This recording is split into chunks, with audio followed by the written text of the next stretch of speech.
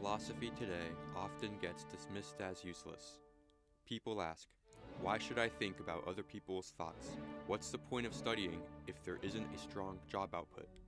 I want to respond to 3 common reasons people give for rejecting philosophy. Objection 1. Philosophy is useless if it doesn't lead to a high-paying job or offer immediate practical benefits. Oh, so you're a pragmatist. The philosophical view that we should only focus on what's practical. But notice something, that itself is a philosophical position. The question of whether philosophy is worth studying is, in fact, a philosophical question. So you can't dismiss philosophy without using it. You either engage in philosophy consciously, or you do it unconsciously. Objection 2. Philosophy is pointless because science can't explain everything. Then where is the scientific proof of the scientific method itself?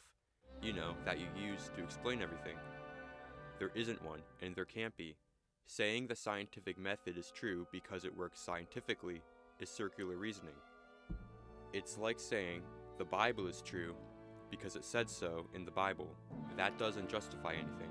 In fact, the scientific method rests on philosophical assumptions about logic, causation, and truth. Without philosophy, science wouldn't even get off the ground. Think of it this way. Imagine you're using a metal detector on a beach.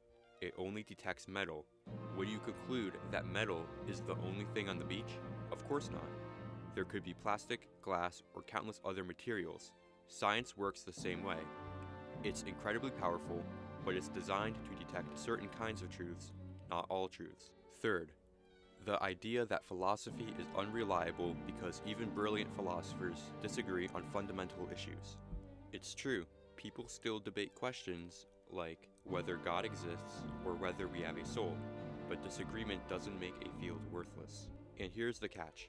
The claim, certain knowledge is impossible, is itself something people disagree about, so it shoots itself in the foot. At the end of the day, adopting a philosophical position isn't so different from forming an opinion in any other area. You weigh arguments, consider evidence, and decide what makes the most sense. You have a choice. You can spend your time thinking about how to create a perfect utopia by fixing the economy or political systems, which probably will never come, or you could explore deeper questions like if I have a soul, and if so, whether or not my soul is going to a place of eternal happiness. These questions seem too big to ignore. Compared to them, questions about politics or technology or any other field seems to pale in comparison to the questions we can ask in philosophy. It doesn't mean these questions are unimportant, but we shouldn't think these questions are the only important ones we can ask.